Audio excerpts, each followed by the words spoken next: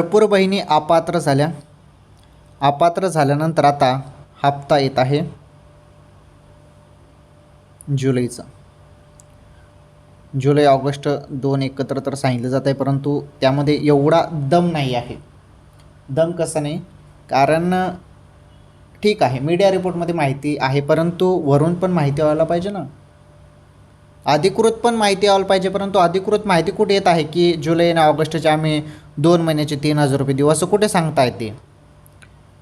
ठीक आहे जुलैचे पण आले तर भरपूर झाले, परंतु टाईमवरती पैसे जमा व्हायला पाहिजे.